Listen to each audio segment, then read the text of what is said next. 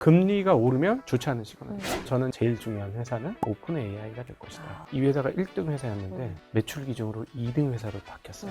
이게 굉장히 큰 사건입니다. 놀라긴 했어요. 맞아요. 2등 회사가 됐는데 2등 회사가 될 때 투자자들은 무슨 생각을 할까? 투자자들은 항상 확정된 채권에 투자한 게 아니잖아요. 그러니까 확정된 채권 아니고 확정되지 않은 변동성이 있는 자산에 투자를 한 거기 때문에 네. 항상 이 흐름이 어떻게 갈지를 예의주시합니다. 그래서 거기에 대응을 하는데 최근에 오픈 AI에서 샘 알트만과 새로운 CFO하고의 불협화음 얘기가 살짝 있어요. 아니라고 회사에서는 얘기했는데 근데 CFO가 했다는 얘기의 내용이 중요해요. 우리의 매출 성장률이 이렇게 떨어지면 우리는 더 이상 데이터 센터를 임대하기 어려워진다. 굉장히 이게 큰 건이거든요. 그렇죠. 왜냐하면 지금 AI 업체들의 방향성은 스케일업입니다. 스케일링 법칙. 사이즈가 커야 정확도가 높아진다. 네. 사이즈가 커야 우리가 다 모든 일을 할 수 있다. 그래서 사이즈 전쟁을 하고 있는 거거든요. 어디 회사가 전쟁을 합니까? 첫 번째로 오픈 AI, 그 다음에 엔트로픽, 그다음 뭐 그 다른 이제 블라블라 회사 있죠. 구글, 그 다음에 뭐 퍼플렉서티 이런 회사들 있죠. 근데 이제 굉장히 빠르게 회사들이 몇 개로 좀 재편되는 느낌. 퍼플렉서티 요즘 쓰세요? 저 맨날 퍼플렉서티 썼는데 요즘 좀 안 쓰거든요. 그렇죠. 저는. 그리고 약간 잊혀지는 느낌도 들기도 하고요. 한국 사람 제일 빨라요, 전 세계에서. 그러면 퍼플렉서티 투자했던 투자자들의 마음은 어떨까요? 이건 조금 애매하겠죠. 물론 뭐 이 회사가 뭐 다른 데 합병될 수도 있겠고 그건 방법은 여러 가지 방식이 있으니까 어떻게 될지 모르겠고 지금 세 군데 회사로 이렇게 설정이 되는 분위기가 점차 나고 있는데 재미나이는 걱정할 필요 없어요. 유튜브에서도 돈을 벌고 구글에서도 돈을 맞아요. 벌고 돈 제일 잘 버는 회사 중에 하나인데 무슨 걱정을 연예인보다 더 걱정 안 해도 됩니다. 맞아요.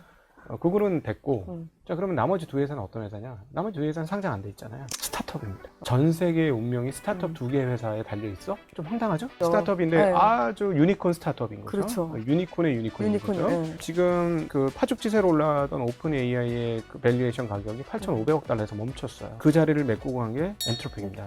에이전트 AI하고 국방부 문제 이후로 아주 그냥 승천을 했습니다. 엔트로픽이. 그래서 1조에서 1조 2천억까지 가격이 올라갔다는 얘기가 지금 뉴스로 타전되고 있어요. 엔트로픽은 문제가 아닙니다. 이렇게 되면 조달할 테니까. 그렇죠. 이 싸움이 얼마나 자금이 많이 드는 싸움이냐는 일론 머스크의 행동을 보면 알 수 있어요. 일론 머스크가 스페이스 X를 희생해서 XAI를 살렸다라고 표현하면 좀 과하게 느낄 수도 있는데 틀린 말은 아닙니다. 왜냐하면 XAI에 들어가는 첨락적인 비용을 댈 재간이 없어요. 그러니까 결국 자금 조달이 필요한데 지금 가장 유력한 자금 조달 방식은 스페이스 X에서 재활용 가능한 로켓, 무지무지하게 큰 로켓 이거를 보여줬기 때문에 사람들 심리에 오 정말 엄청난 일을 해낸 회사다 하고 값어치가 한껏 올라가 있기 때문에 이걸 통해서 자금 조달을 할 수밖에 없는 상황 아니었나 이렇게 보여지고 그래서 거기하고 붙인 거죠. 그래서 합병하고 이름도 스페이스 X AI 그러니까요. 이렇게 바뀌잖아요. 왜냐하면 자금 조달을 해야 되기 때문에 바로 이게 스케일링 법칙. 규모가 커야만 승리할 수 있다. 자 문제는 뭐냐면 기업 가치가 올라가는 과정 속에서는 사람들의 돈은 다 됩니다.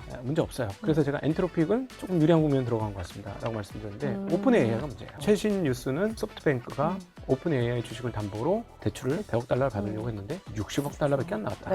이거 어떻게 되지? 하는 거죠. 그래서 저는 개인적으로 이거 시간은 좀 걸릴 거예요. 뭐 그렇게 큰 회사, 그렇게 잘 나가는 회사, 그리고 트래픽으로는 여전히 1등인 회사가 한꺼번에 문제가 생기지는 않을 거다. 이거는 미국의 이해관계하고 걸려 있잖아요. 그리고 샘 얼트만이 아주 영리하게 했던 거는 약간 대마불사식으로 간 거예요. 자기네가 무너지면 미국의 GDP가 깨집니다. 지금 상황이면. 그 경쟁으로 인해서 GDP가 올라간 거고 이번 1분기 GDP의 60%인가요? 그게 지금 AI 투자에서 나온 거예요. 그러니까 미국 입장에서는 성장을 위해서라도 AI가 살아야 되고 중국보다 압도적인 경쟁 우위를 가지려면 AI가 잘 돼야 될 것 같아요. 미국 정부의 흐름은 어디서 또 읽을 수 있냐면 젠슨왕의 최근 태도에서 읽을 수 있습니다. 젠슨왕이 놀랍게 이런 얘기를 해요. 최근에 엔비디아 쪽에서 이런 이야기가 최근에 흘러나왔는데 중국에 칩 안 팔겠다고 그랬어요. 얼마나 팔고 싶어 했습니까? 얼마나 팔고 싶어 했던 그 칩을 중국에 안 팔겠다. 그건 무슨 말이냐면 미국 하이퍼스케일러한테 팔아서 다 팔리고 끝난다. 저는 그렇게 읽었어요. 자신감이 있으니까 그런 얘기를 했겠죠. 아니 당연히. 팔자리가 있으니까 젠슨왕을 이렇게 옆에서 면면히 보면 진짜 아주 대단한 장사꾼이거든요. 우리나라 와서 장사한 거 아니에요. 돈 주고 사는 걸 선물이라고 표현하고 갔어요. 그리고 사실은 자기가 뽑아갈 거 뽑아갔죠. 왜냐면 HBM에 대한 메모리에 대한 수급을 확보하고 간 거니까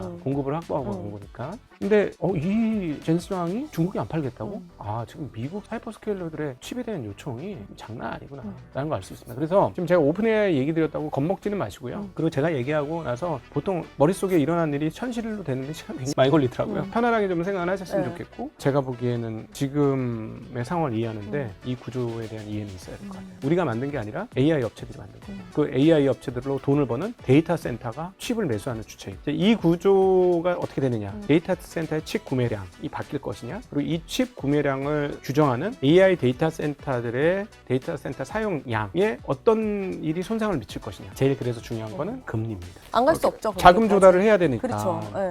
자금 조달의 여건이라는 건 금리를 기반으로 하는 건데, 쉽게 얘기해서 5%대 금리에서 빌려줄 수 있는 돈과 10% 금리에서 빌려줄 수 있는 돈의 사이즈는 차이가 날 수밖에 없죠. 금리가 오르면 좋지 않은 시그널입니다. 절대로 미국이 자기네 GDP를 방어하기 위해서라도 금리를 올리진 않을 거라고. 근데 문제는 뭐냐면 이번 FOMC 회의 끝나고 1년의 연준 이사들, 스티븐 마이러는 빼고 1년의 연준 이사들이 쭉 했던 얘기들을 종합해보면 금리를 내리겠다는 얘기가 쏙 빠졌어요. 네, 그래서 오히려 지금 패드워치 같은 데서는 연말 금리나 확률은 10% 언더로 떨어져 있고, 물론 이거는 계속 바뀝니다. 이건 뭐 그냥 고물들처럼 왔다 갔다 하는 건데, 근데 금리 인상 확률을 아마 한 10%대 중반, 많게는 20%, 뭐 이렇게 보고 있어요. 그러니까 이제 분위기 많이 바뀌긴 해. 여러분이 이제 갑자기 무슨 금리 얘기 이렇게 하실 수 있는데, 아니에요. 금리 정말 중요해요. 중요해요. 맞아요. 네. 그래서 여러분이 이거 좀 위기 같은데라고 느끼신 포인트 중에 하나는 금리가 위로 올라갈 거예요. 앞서 제가 여러 서사를 말씀드렸지만 이 서사의 바닥을 움직이는 거는 금리이기 때문에. 근데 여기서 잠깐 한 가지 안 좋은 소식을 전해드리면,